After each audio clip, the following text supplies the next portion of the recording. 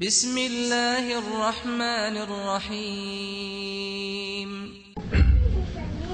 الحمد لله حمدا كثيرا طيبا مباركا فيه كما يحب ربنا ويرضى.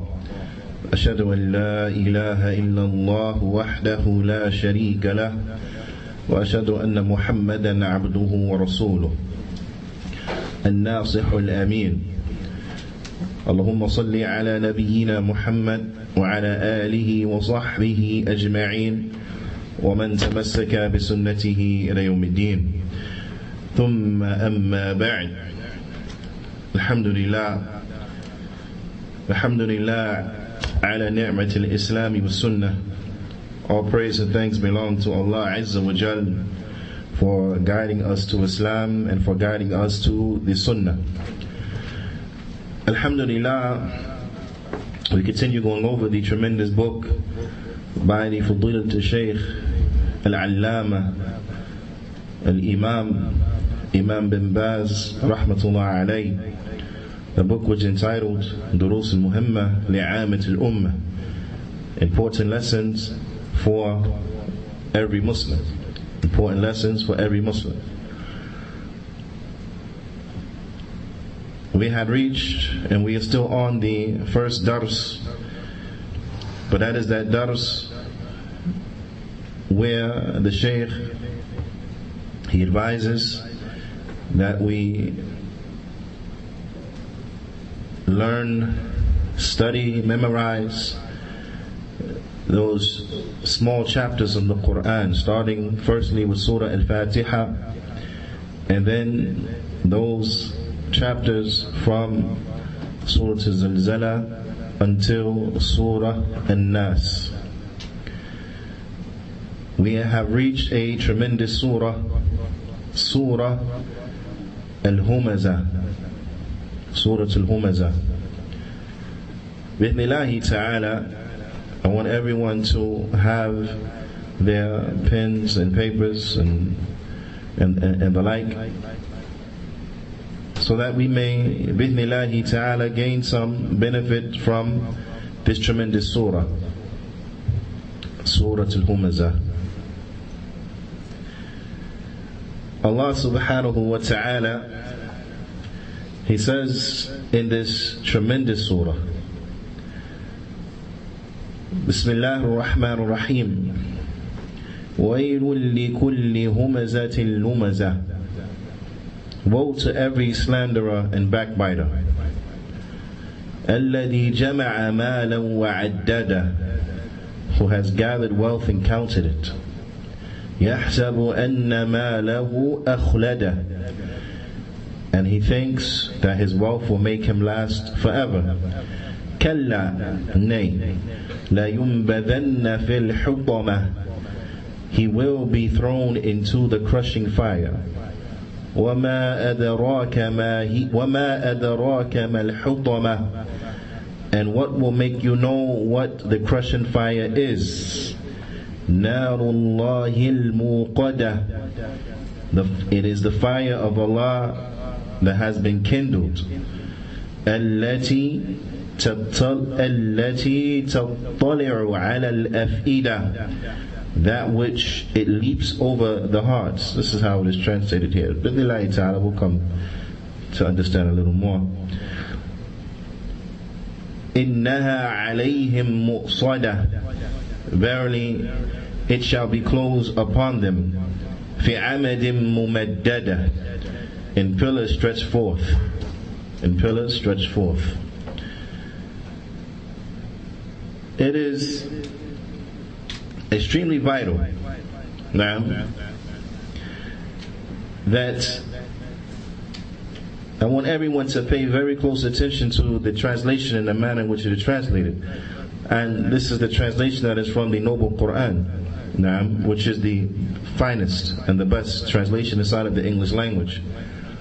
But I want you to pay attention, because you will understand and you will see that it is not sufficient to rely upon the crutch of the translation. Likewise, it wouldn't be sufficient to just rely upon Lughat al-Arabiyyah, just the Arabic language. No, but rather the Qur'an, it has to be studied. The Qur'an, it has to be studied. لأن القرآن يفسر القرآن والسنة تفسر القرآن. Because the Qur'an, it explains the Qur'an, and the Sunnah explains the Qur'an. Naam. So it is incumbent and it is a must that we have to study. A person can't rely just upon the Arabic language as relates to understanding the Qur'an. So how much more so will they be incapable of relying upon the English language to try to understand the Qur'an? They won't be able to. Much is lost in translation. I put it to you like that. Much is lost in translation. And bidnillahi ta'ala, we will come to see some of that and how we can't rely upon just the translations.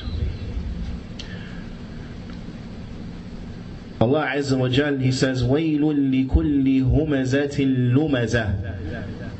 And it is translated as woe to every slanderer and backbiter. Woe to every slanderer and backbiter. The Fadilat al-Shaykh Abdul Razak bin Shaykh Abdul Muhsin al-Abbad al-Badr, he mentions, he says that Wail ay khusranun wa halakun. That was meant by wail. Mind you, wail is translated as woe. Woe. W-O-E. Okay? Woe. Naam. The Shaykh, he mentions, he says that wail, what it is khusran wal halak. It is a tremendous loss and destruction. It's loss and destruction. Now, each and every one of us, we understand what comes to mind when we hear woe.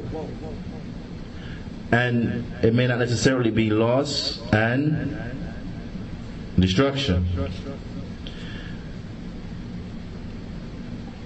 The Shaykh, he mentions, he says, وَقِيلَ هُوَ وَادٍ فِي النَّارِ وَفِي جَهَنَّمْ. And it is said that the wail, it is the name of a valley inside of Jahannam. It's a name of a valley inside of the hellfire. Naam is the name of the valley, of a valley inside of the hellfire. So we understand that what? Some of the mufassirun, some of the scholars of tafsir, they say that wail, it means khusran wa halak. It means a loss and destruction. And others from mufassirun, they say that wail, it means, is the name of this valley in the hellfire.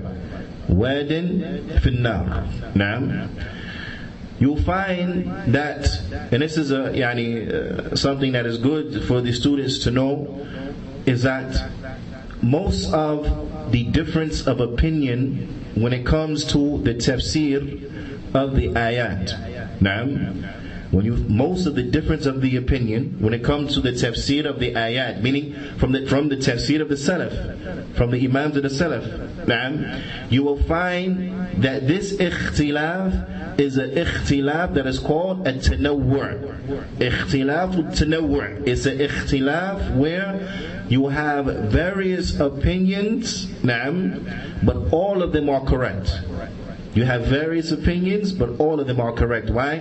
Because they can all coexist without any contradiction to each other. And then you have the separate type of ikhtilaf, is ikhtilaf tudad. This is an ikhtilaf where one opinion is wrong. One opinion is right, one opinion is wrong.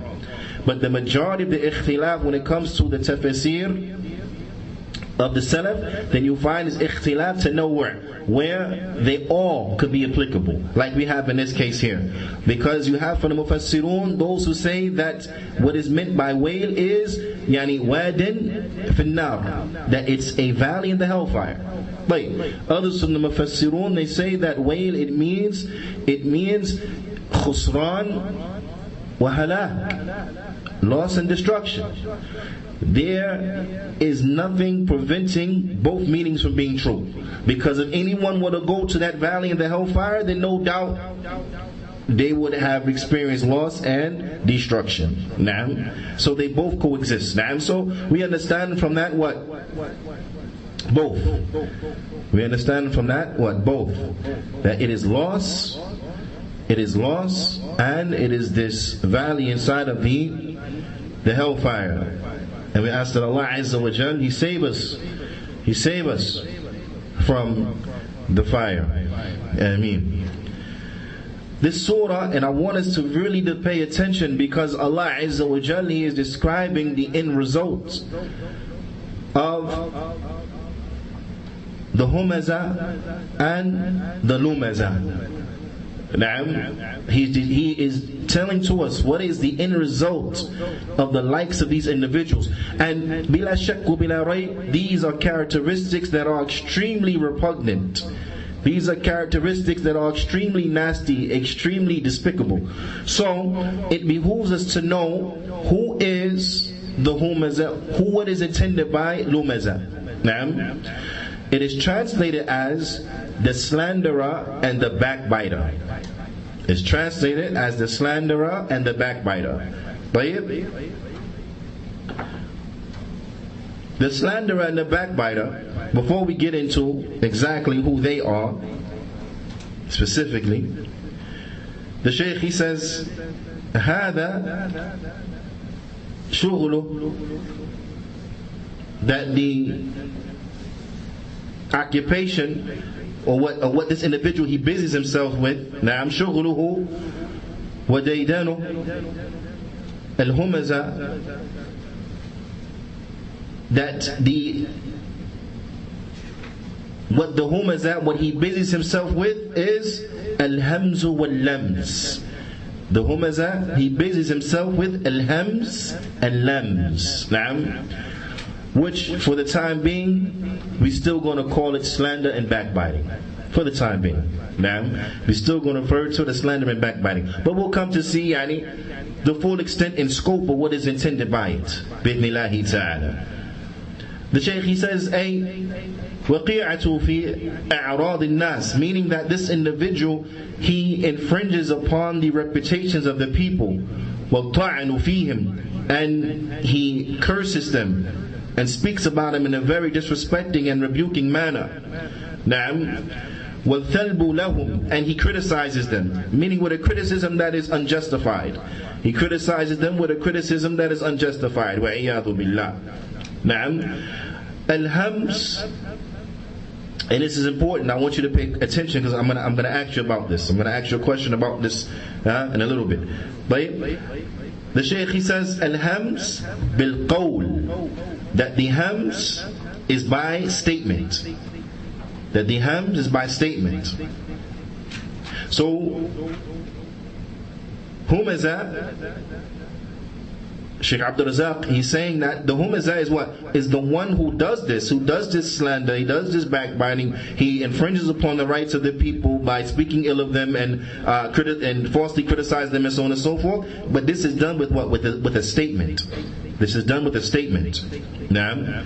وَاللَّمْس بِالْفِعْلِ وَالْإِشَارَةِ, and that the lams, the lumaza, then this is done by actions, and this is done by indications, meaning that they do actions as to rebuke and to criticize people on that, and indications like turning their face in such a way, so on and so forth, so as to disrespect people with gestures and so on and so forth. So just so as to show us the richness, right? Just so as to show us the richness, because and bi'idhnillahi ta'ala we'll have some more appreciation of what ilm is. We'll have some appreciation, because unfortunately you had years ago, and maybe still some people, but I heard this firstly years ago, people saying that it is possible to have a deep and profound understanding of the Qur'an from just a translation. That by just a translation, a person, he can have a profound understanding, deep understanding of the Qur'an. Right?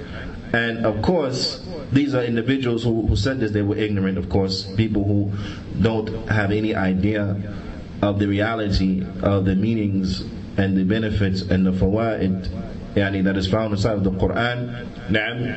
people who absolutely had no clue what they was talking about. And we're going to see a little bit of that just from this one portion of the ayah. Not from the whole ayah, just from the one portion of the ayah. In particular, just from two words from the ayah. Two words from the ayah. Those words being humaza and lumaza. Because Imam Ibn Jawzi, he mentions in his famous book of tafsir that اختلفوا في الهمزة واللمزة, that the ulama of tafsir, they differ as relates to who is the humaza and who is the lumaza. هل هما بمعنى واحد, do they mean the same thing? مختلفان, or are they different? Do they mean the same thing or do they have different meanings? نعم.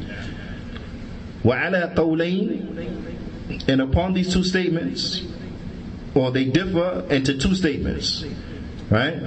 The Shaykh, he says إنهما مختلفان. أحدهما, the first of these two statements is that they are different in meaning. Okay, so let's go back. The ulama, they differ on whether or not humaza and lumaza mean the same thing, whether or not they are synonyms. And they break into two different opinions. One opinion says, yes, they are synonyms. The other opinion says, no, they're different. They have different meanings. Naam? You with me? Okay. So the first one we want to explore is what? Is that they have different meanings. They're not synonyms. They mean different things. The Shaykh, he mentions that as relates to this, them having different opinions, or them having different meanings, then this opinion, it breaks down into 7 statements, 7 opinions as to what the difference is. Now, the Shaykh, he says, ثُمَّ فِيهِمَا سَبْعَةُ أَقْوَالٍ. Then they have 7 different statements, meaning that those ulama, they say no, they don't mean the same thing, but they have slightly different meanings. Now, then they say they have 7 different opinions as to what they are, what the difference is. The first. So again, the first category is that they have different meanings. This will break down into 7 different statements. The first is that أن الهمزة مغتاب, that the humaza is a backbiter. He's the one who backbites. وَاللُّمَزَ عِيَّابٌ, and the lumaza, he is a fault finder. He's a fault finder. Okay? So the first one is that the humaza, he is a backbiter. He's a backbiter. He talks about people behind their backs. And the lumaza, then he is a fault finder. So the first one, the humaza, is a backbiter, and the lumaza is a fault finder. وَقَوْلُهُ, and who had this opinion? This was a statement of who? Of Ibn Abbas radiyallahu ta'ala anhu. Now, this was a statement of Ibn Abbas. The second statement is أن الهمزة الذي يهمز الإنسان في وجهه, is that the humaza, he is the one who will criticize a person, speak bad about a person, verbally abuse a person in his face. He'll do it in his face.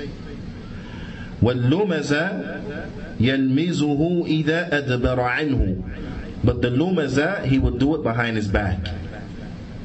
So the second statement is that the humaza, he would be verbally abusive to a person in his face, and the lumaza will be verbally abusive to a person where? Behind his back.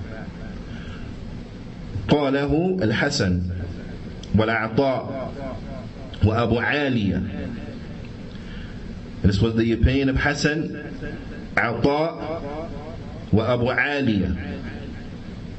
Thirdly, the third, Hasan, Naam, Ata, wa Abu Al-Aliya.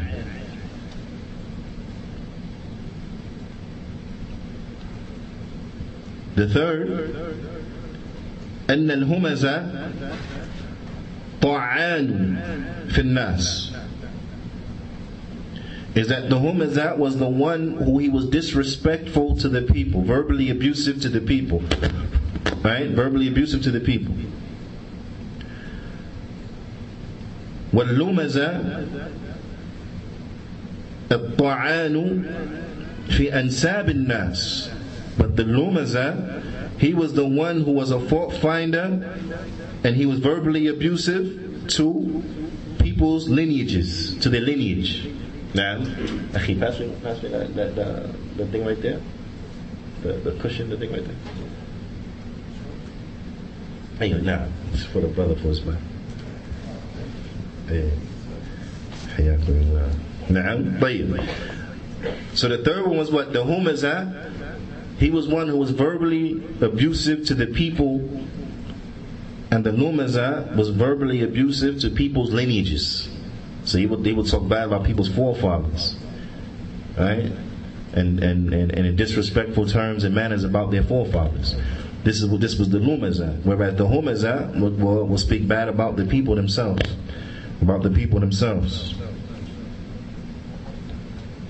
طيب. وقاله مجاهد, and this was the opinion of Mujahid. The opinion of Mujahid. والرابع, fourthly, the fourth statement, أن الهمزة بالعين, that the humaza was the one who was disrespectful to the people, and he would put them down and fought them and so on and so forth, but he would do it with a gesture, with his eye, right? وَاللُّمَزَةِ بِاللِّسَانِ, and the lumaza, he would do it with his tongue. The lumaza would do it with his tongue. He would say something about them.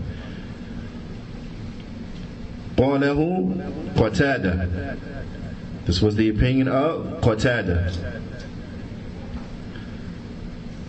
وخامس, fifthly, أن الهمزة الذي يهمز الناس بيده ويضربهم, is that the humaza was the one who he will be disrespectful and abusive to people with his hand, and he will hit them with his hand, and he will hit them. واللمزة الذي يلمزهم باللسان, but the lumaza was the one who he rebuked people and was disrespectful with his tongue. With his tongue. وقاله ابن زيد.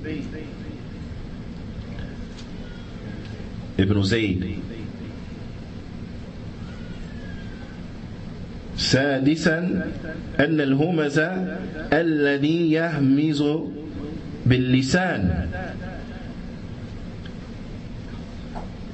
is that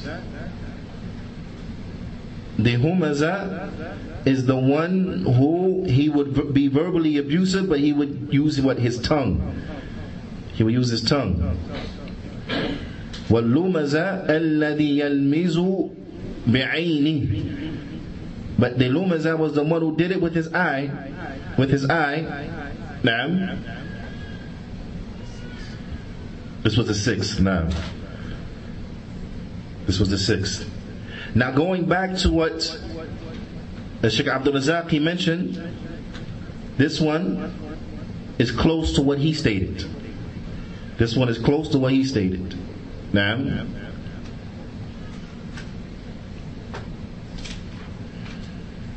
because what did he state?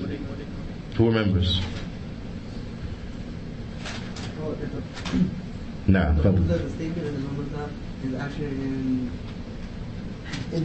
Indication, gestures. Now, is that the humaza? He did it with a statement, and the lumaza he did it with actions and with gestures. Did it with actions, he did it with gestures. Now, and seventhly, السابع أن الهمزة مغتاب, is that the humaza was a backbiter. He backbit people. واللمزة الطاعن على الإنسان في وجهه, is that he would verbally abuse people in their face. He rebuked them in their face. Before mentioning who said this one, the sixth statement, this was the opinion of Sufyan al-Thawri. The sixth statement was the opinion of Sufyan al-Thawri. And then the seventh statement, then this is the opinion of Muqatil. Now, Muqatil. Now,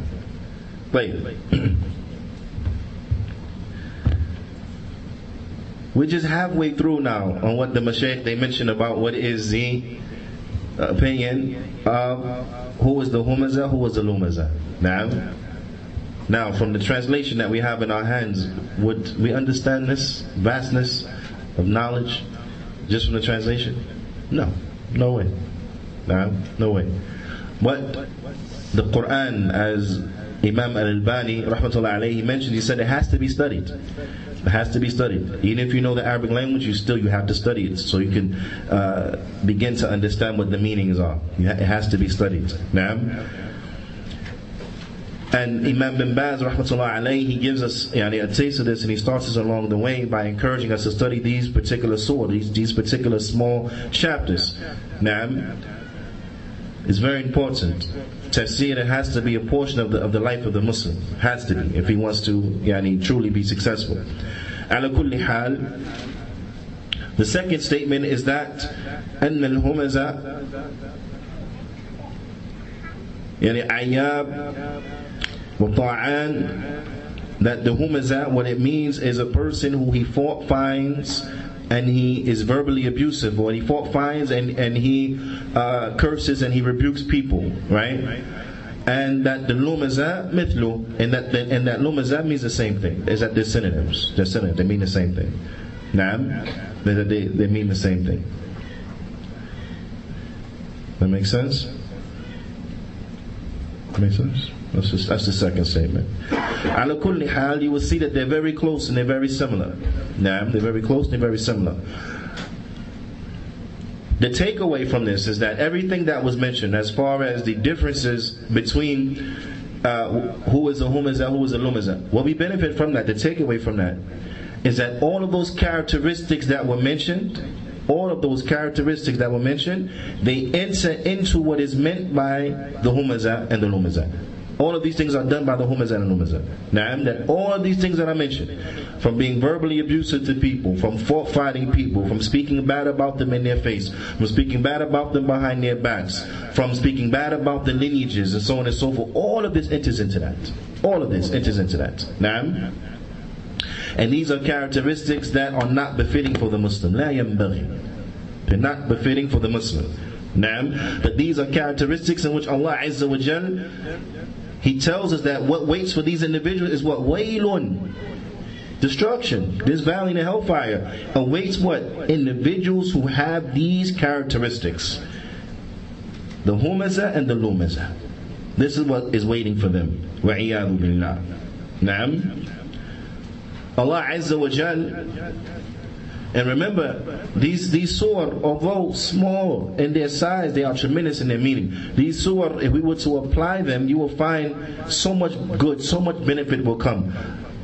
For the individual themselves and also for the communities. Think about how many communities are destroyed because something from these characteristics run around the community rampant. Think about that. How many friendships are destroyed? How many marriages are destroyed?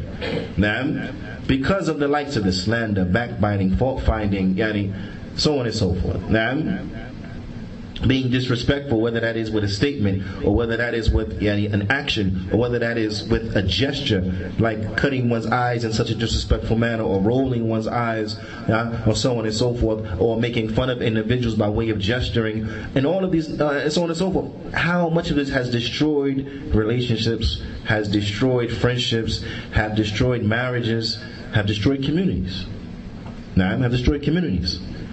If we were just to be cautious on not falling into those who are described here in this first ayah, you will find a richness, you will find an increasement and enhancement of our communities, of our personal lives and of our communities as a whole, and as this spread amongst the society as a whole. Right? Ala kulli hal. The Shaykh goes on to mention the next ayah. Right? The next ayah, and that is Allah Azza wa Jalla says, الَّذِي جَمَعَ مَالًا وَعَدَّدَ, the one who collects money, جَمَعَ مَالًا وَعَدَّدَ. Let's see how it is translated. Who has gathered wealth and counted it. Who has gathered wealth and counted it. Naam. طيب. The Shaykh, he says, هذا همه. He said, this is what's important for this individual, is the acquiring of wealth. The acquiring of wealth. Naam. And we learned the danger and destruction of this, and how this is a distraction, and how it's a distraction in most cases, from last week, right? From last week. No, not last week. The week before last week. Surah At-Takathur. Naam. طيب. So what is important for this individual is what? His counting of the money. Naam, جمع المال واستكثار من جمعه, is that collecting the money and piling it up. That's what's important for him. But this is an individual who he is obsessed. He is obsessed. And we understand that from Allah Ta'ala's statement, وَعَدَّدَ, and he's counting it. This individual, he's obsessed with his money and he's obsessed with counting it. تَعْدَادُهُ, he's obsessed with counting it. Not just collecting it, but he's counting it. Make sure it's all there. How much is here now? How much is there? Counting it. Obsessed with it. Obsessed. The Shaykh, he says, and when it comes to it just doesn't mean money, dollars and cents. That enters into it. Yes. The Shaykh, he says, عِنْدَهُ مِنَ الْمَالِ كَذَا وَكَذَا. He's making sure he has some dollars and cents, this and that. وَيَمْلِكُ مِنَ الرَّقِيقِ كَذَا وَكَذَا. And that he has some servants, this one and that one. I have this many servants. I have this much money, this much dollars and cents. نعم. وَيَمْلِكُ مِنَ الْمَوَاشِي كَذَا وَكَذَا. And I have from livestock, this and that. So he's counting his livestock. How much livestock does he have? This amount of sheep, this amount of goat, this amount of cows, this amount of camels, this amount of to the end. نعم. طيب.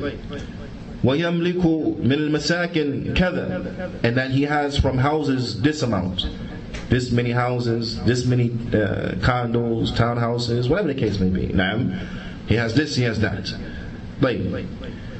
وَيَمْلِكُ مِنَ الْمَزَارِعِ كَذَا وَكَذَا الآخر. And then he has from land and fields for agriculture, this and that. He owns this plot of land, that plot of land. This type of agriculture is planted there and planted there. And so he's obsessed. He's obsessed with money in all its types.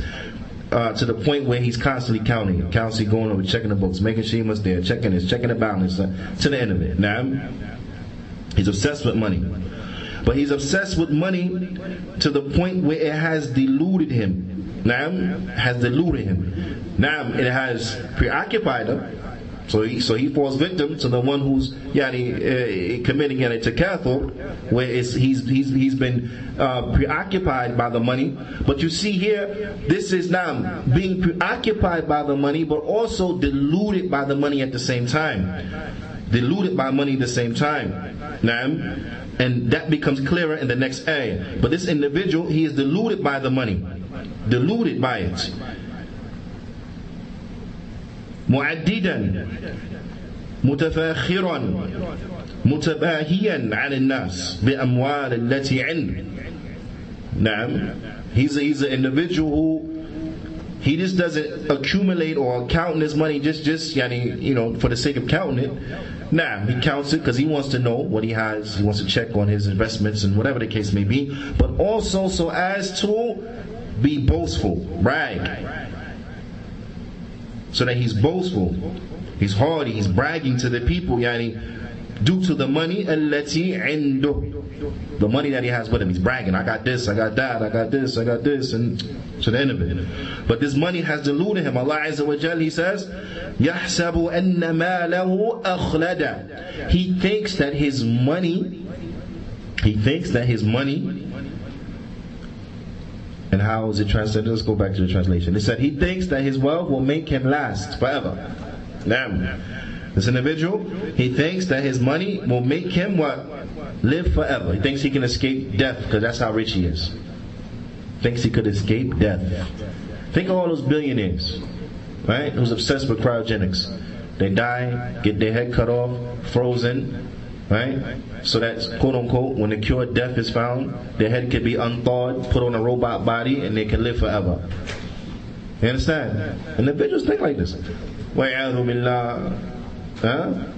You have billionaires who have done this. Their heads are somewhere frozen.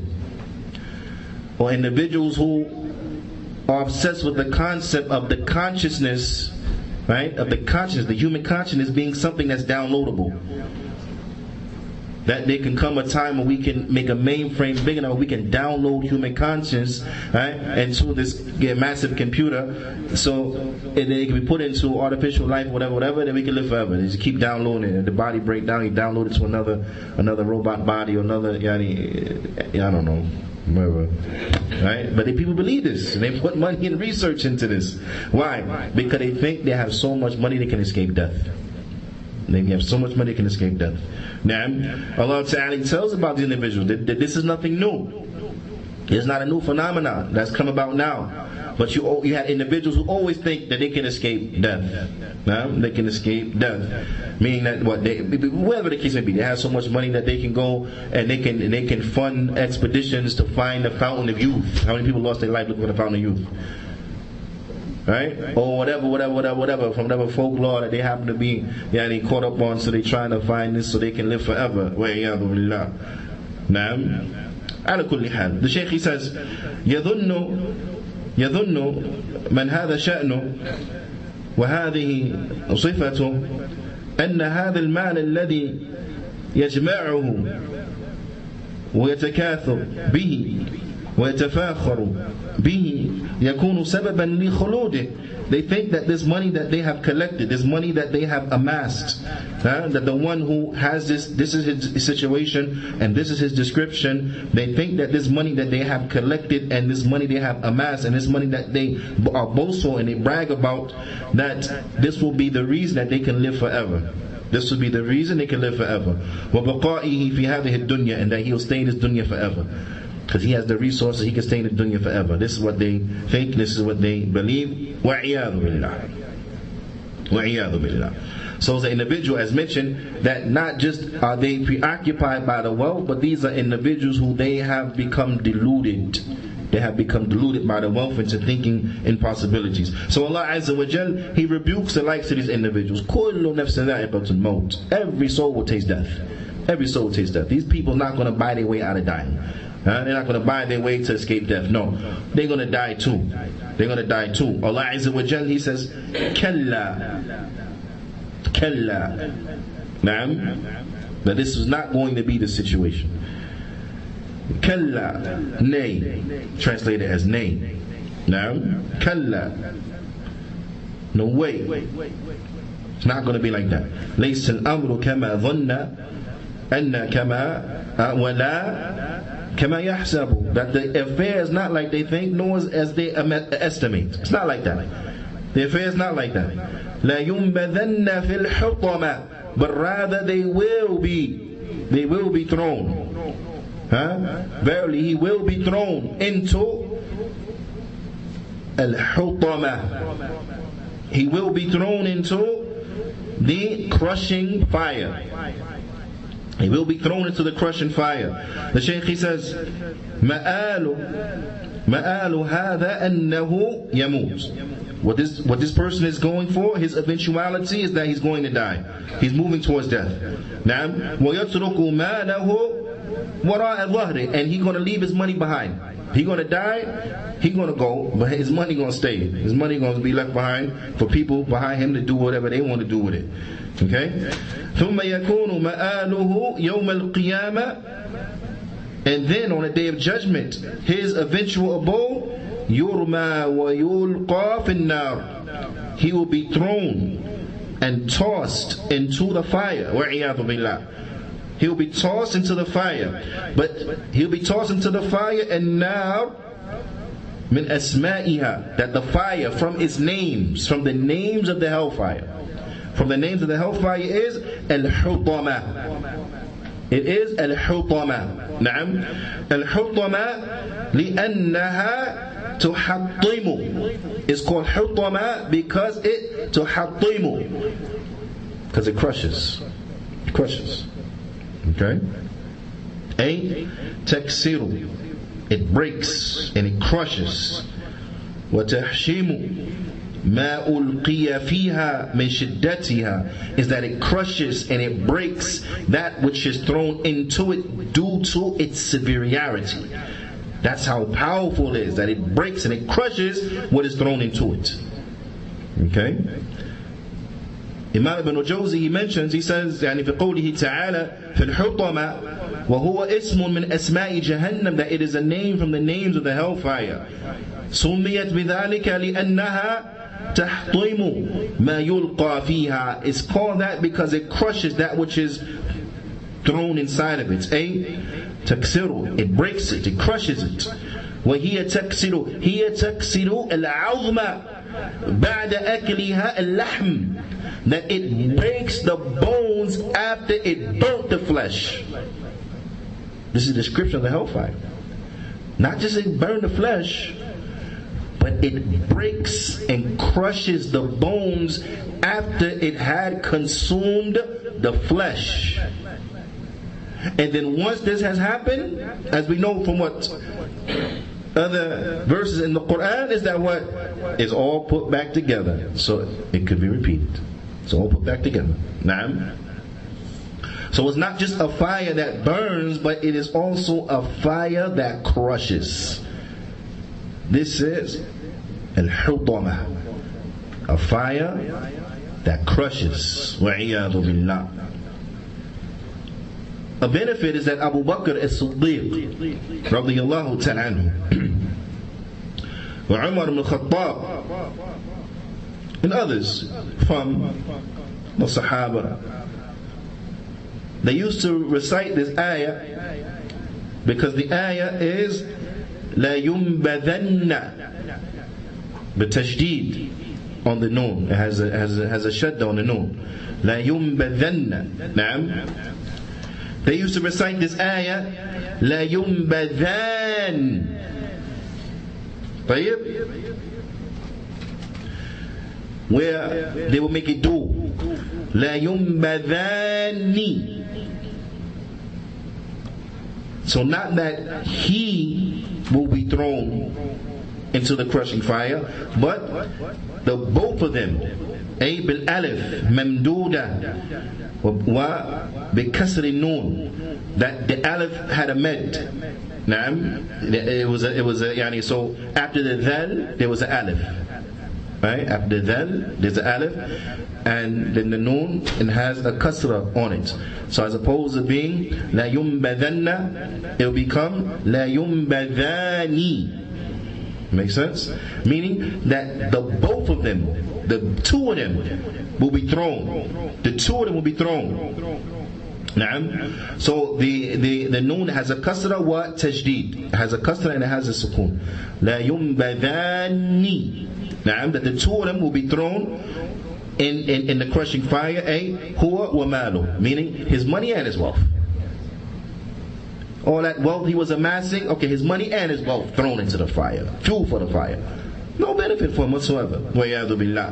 But so we understand some more about this fire, is that it's not just a fire that it burns and it crushes, but it's also a fire that will reach where Allah Ta'ala, He says, التي تطلع على الأفئدة, that which it will reach to the hearts. It will reach to the heart. Sheikh Abdul Razak, he mentions, he says, well, he says,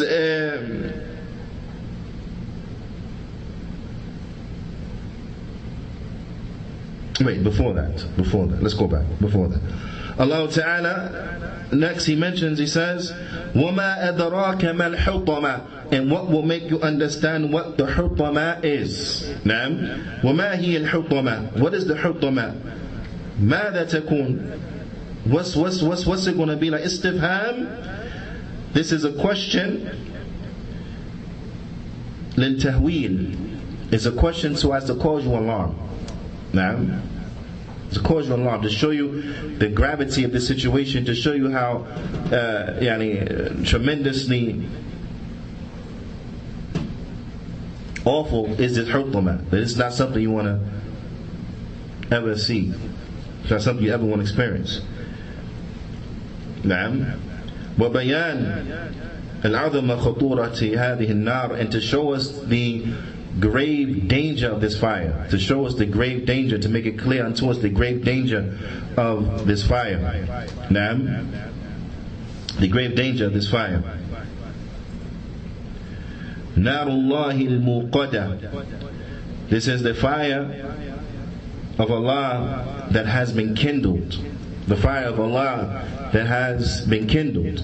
The Shaykh, he mentions, he says, Musa'ara, has been kindled. وَبِشِدَّةِ إِقَادِ يَزْدَادُ حَرُّهَا, and due to the intenseness, the intensity of its kindling, it has increased. It has increased what? Its heat. It has increased its heat and burning ability, for lack of a better term. The Shaykh said, أعاذنا الله منها ومن كل ما قرب إليها من قول وعمل. He says, I ask Allah to protect us from it, and to protect us from everything that leads to it, from statements and from actions. Allahumma ameen. The next, Allah Ta'ala, He informs us, التي تطلع على الأفئدة, that fire which will go to the hearts. And the way it is translated is that which leaps up over the hearts. That which leaps up over the hearts. We want to talk about this a little bit, because Allahu A'lam what you understand from that, which leaps up over the hearts. Now, Allahu A'lam what you understand for that. But let us listen to what the Shaykh, he mentions in describing what is the reality of this. He says, firstly, let us understand why are the hearts mentioned. He says, خُصَّتْ الْأَفْئِدَةِ بِهَذَا اطلاع لأن الأفئدة هي منبع الأعمال والمصدرها ومحرق لها. فالأعمال تنبع من القلوب. He said that the heart had been specified because the heart, then this is the source of the actions. This is the original place of the actions. This is that which motivates the actions to take place and to happen. So therefore, the actions, they originate from where? From the hearts. The Prophet ﷺ, he said, أَلَا وَإِنَّ فِي الْجَسَدِ مُضْغَةً إِذَا صَلَحَتْ صَلَحَ جَسَدُ كُلُّهُ وَإِذَا فَسَدَتْ فَسَدَ جَسَدُ كُلُّهُ أَلَا وَهِيَ الْقَلْبُ. That verily in the body there is a morsel of flesh that if it is rectified, then the whole body is rectified, and if it is corrupted, then the whole body is corrupted. Is it not except but the heart? Naam. Is it not but except the heart? Naam. So this is from one direction why the heart was specified. Why the heart was specified, because this is the source of the action. So us cleaning our hearts is very important. Cleaning our hearts is very important. And I want everyone to understand this and to realize this and to strive to work on this. Cleaning our hearts is important, and striving to stay away from things that will pollute our hearts is also very important. Now, also very important. But yeah, let us understand though. Let us understand What else do we understand from the significance on why it is mentioned, the hearts? Imam Ibn Jawzi, he mentions, he says, تَأْكُلُ اللَّحْمِ وَالْجُلُودِ, that it will eat the meat and it will eat the skin, the flesh, حَتَّى تَقَعْ عَلَى الْأَفْئِدَةِ, until it reaches to the heart. Then it will burn it. Now, until it reaches the heart, and then it will set the heart ablaze. I want you to concentrate on this now. Listen, not only will the people in the fire be burnt externally, not only will their bones be crushed and broken by this fire, but also they will be burnt internally. Their internal organs also will be burnt till their heart will be burnt up. The heart will be burnt up. And as soon as everything is obliterated by the fire, it is brought back. It is brought back again. Now,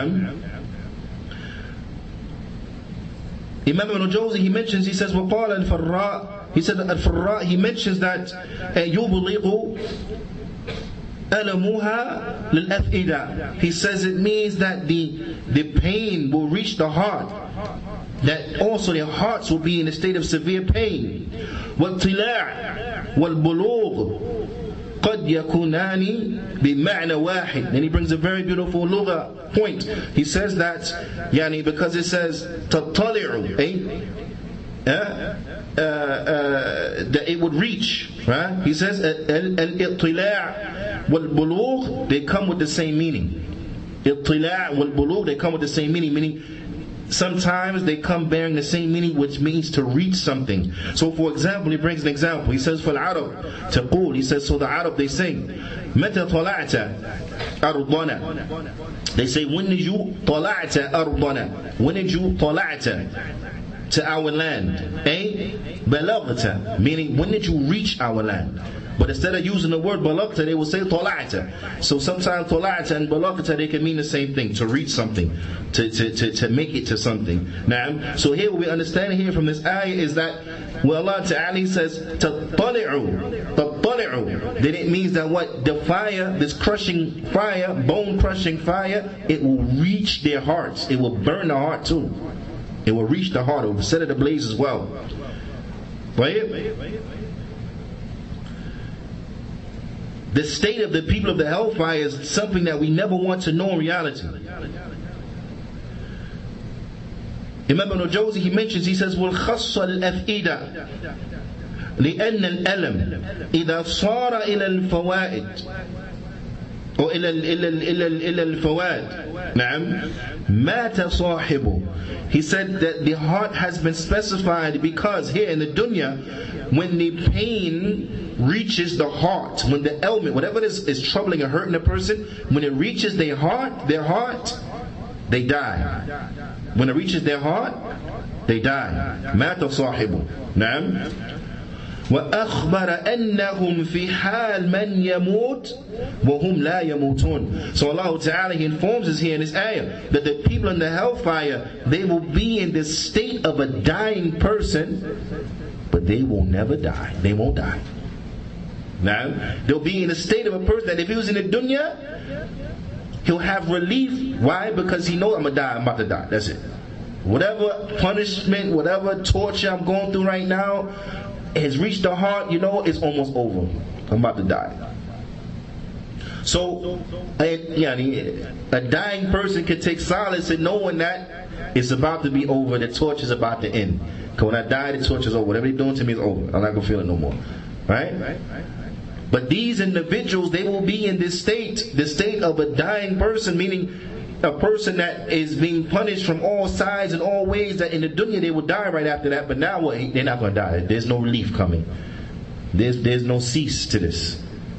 There's no relief. There's no cease. You understand? This is the fire. This is the fire that Allah Ta'ala, He has prepared for the disbelievers. أَنَّهَا عَلَيْهِمْ مُؤْصَدًا, that this fire will be upon them. As Shaykh Abdul Razak, he says, مُغْلَقًا, it's locked. The fire is locked. It envelops them, it's locked, it's closed upon them. It is locked, it envelops them, is closed upon them. It is translated as, verily it shall be closed in on them. Now, verily it shall be closed in on them. Meaning that the doors of the hellfire will be locked. They ain't getting out. They're not getting out. The people of the hell, they're not getting out. Meaning what? The kuffar that go to hell, not getting out. Because we know from the aqeedah of Ahlul Sunnati wal Jama'ah that no Muslim will stay in hell forever if they have to go to hell. No Muslim will stay in hell forever. They'll be cleansed, and then they will come out of the hellfire and go to the Jannah. Now, so that no one with the slightest type of faith, the slightest amount of faith in their heart, from the Muslims, now, and I be saying Muslims, that's like a given. Because the kuffar, they don't believe. So, no one that has the slightest amount of faith in their heart will stay in the hellfire. They'll come out the hellfire. So, no Muslim will stay in the hellfire forever. But the kuffar, no. Their case is different. They will be there forever. The hellfire will be locked. Mu'sada. It will be locked. Allah Ta'ala, He says, في عمد ممددة. في عمد ممددة. In pillars stretched forth. In pillars stretched forth. Naam. Meaning they will be punished in the fire with pillars, etc. Naam. But Shaykh Abdul Razak, he mentions, he says, ala babi jahannam, meaning near to the doors of the hellfire there will be pillars. Near to the doors of the hellfire there will be pillars. Naam. Shuddat alayhim biha al-abwab. There will be pillars that will obstruct the doors of the hellfire. Now, so not just the doors of the hellfire will be shut, but then there will be pillars that will go in front of the doors that will obstruct even reaching to the door. The pillar will block the reaching of the door. Naam. فَلَا خُرُوجَ لَهُم مِّنْهَا. So they will never leave it. They'll never have the ability to get out. Let us understand a little more about these pillars. What is meant and what is intended by this. Because this is something that is tremendous that we understand. Because Allah Ta'ala in the ayah previous tells us, إِنَّهَا عَلَيْهِمْ مُؤْصَدَةٌ, that verily it will be upon them closed. The hellfire is closed. They're not getting out. That's it. But then after Allah Ta'ala says, فِي عَمَدٍ مُمَدَّدَةٌ, but then there will be pillars that will be stretched forward. Pillars that will be stretched forward. The ulama, they mention, قَالَ قَتَادَ كَذَلِكَ. No, after that, Imam Ibn Jawzi brings some different recitations as it relates to the likes of this. But inshallah ta'ala we'll skip that point. Imam Muqatil, he mentions, he says, أُطْبِقَتِ الْأَبْوَابِ عَلَيْهِمْ. The doors, they will be shut and closed upon them, locked, blocked, obscured. ثم شدت بأوتاد من حديد, and then there will be wedges from iron, be iron wedges, iron pillars that will come up. حتى يرجع عليهم غمها وحرها, and these pillars that will come, it will repel them and return, it will increase the heat and the ferociousness of the temperature of the heat of the fire. Naam. Mumaddada, what is meant by they will be extended, a sifa lil-umud, lil-umud. This is a description of the pillar.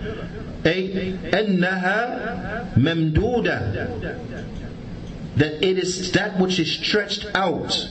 It is stretched out. وقال قتادة هي عمود يعذبون بها في النار. He said, and it is pillars that they will be punished with in the fire.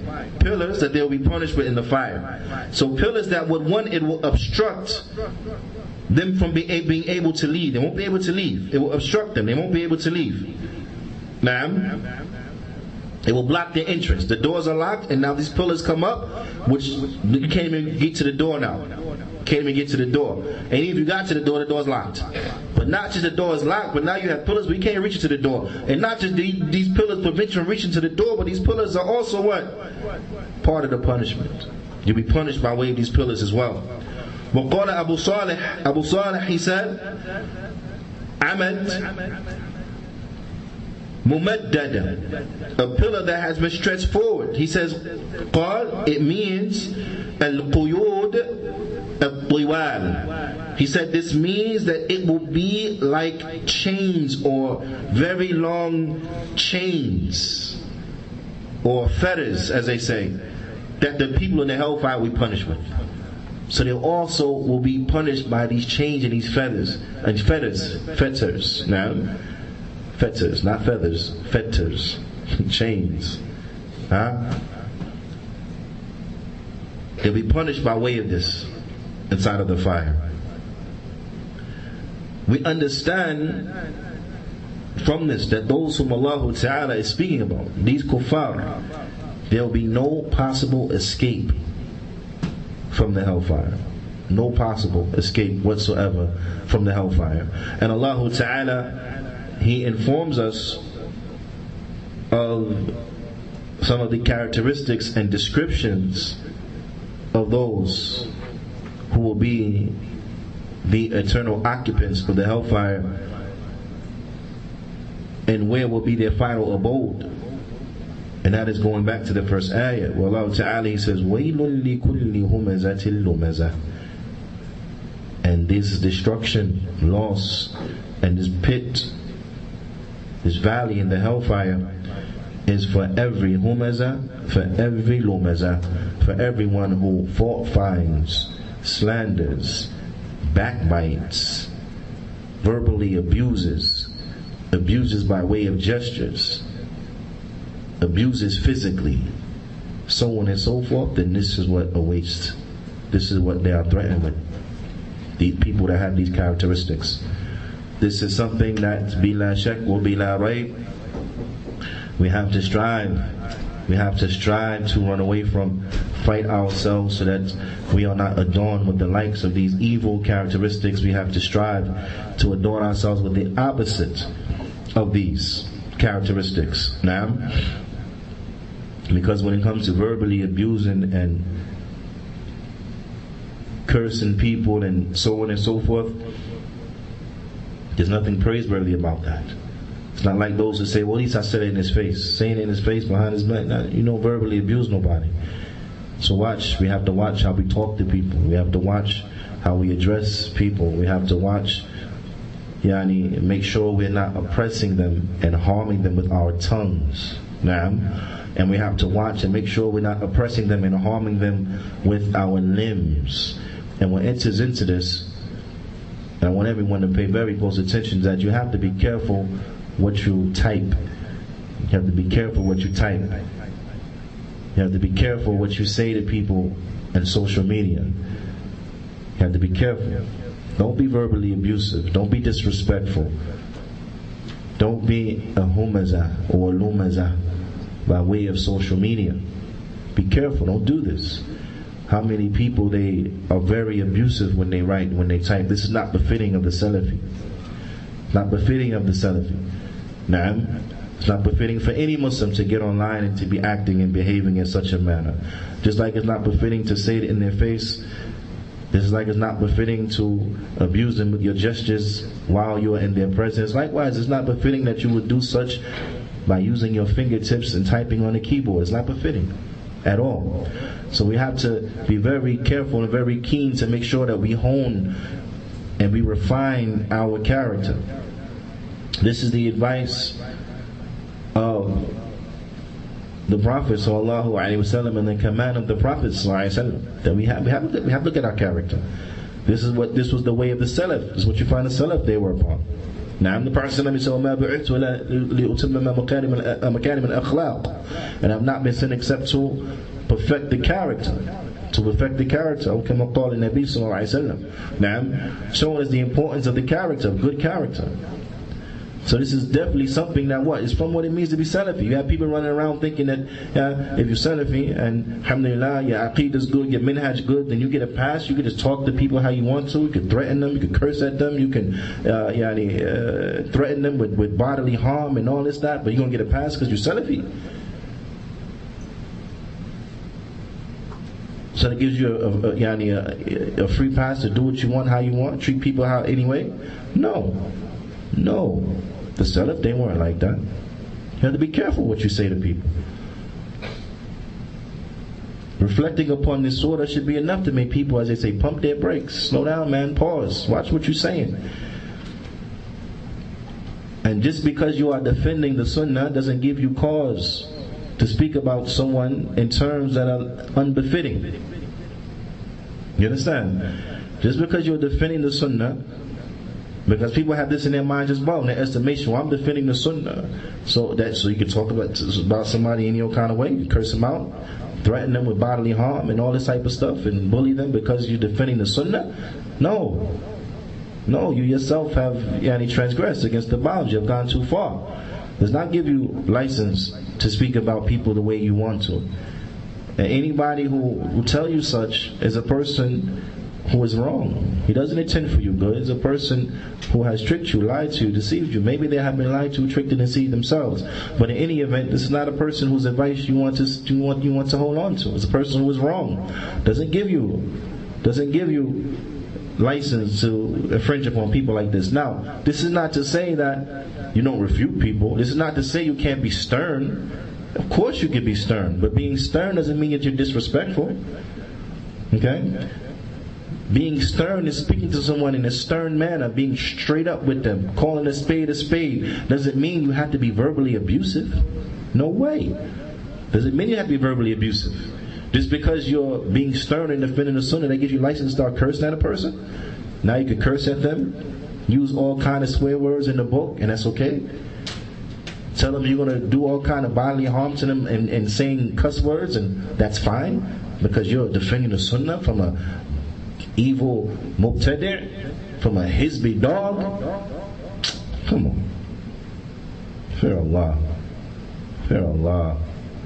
Ala kulli hal. I want this to be a reminder for every Muslim who hears my voice, in particular those who are from the people of the Sunnah. Because the people of the Sunnah, bila shak, bila rayb, you should know better. And those who have fallen into this and are lackadaisical as relates to this, shame on you. A'adun alayk. Shame on you. You should be ashamed of yourself. We have to be better and do better. That's the bottom line. Reflect upon this surah. Reflect upon the characteristics that are mentioned therein, and strive to be opposite. Strive to be opposite of these characteristics. Reflect on the end result of those who have become obsessed with the money and chasing after money and where it can lead them to. So that we strive to be of those who are in control of our money, and that our money don't control us. We are in control of it. We use it in the way of Allah Azza wa Jalla. We spend it fi sabilillah. We take care of our families. We do what we're supposed to do. Right? We do what we're supposed to do. We take care of our families. We fulfill the rights by way of our wealth, but we don't allow our wealth to become that which deludes us, that which deceives us, that which preoccupies us. Strive to not be of those who are verbally or physically or mentally abusive. Those who disrespect people with the winking of an eye or the slight of an eye or a hand gesture and so on and so forth. Strive, not befitting that Muslim will have these characteristics at all. And let us remember that which awaits those kuffar, that which is awaiting them from the fire, and how Allah Ta'ala has given us a portion of the description of the fire here in this surah, so that we strive to stay away from it. We strive to stay away from those actions that lead to it, and we strive to stay away from those statements that lead to it. And then the Shaykh Hafidhullah Ta'ala, he gets into the next surah, the tremendous surah, Surah Al-Fil. As all of the surah in the Qur'an are tremendous. All the surah in the Qur'an have great value and are life changers for us. But bidnillahi ta'ala, we will stop before getting into Surah Al-Fil, and we'll say that for the next class bidnillahi ta'ala. فأتوقف هنا ونكتفي بهذا القدر، وصلى الله وسلم على نبينا محمد وعلى آله وصحبه أجمعين، وجزاكم الله خيرا.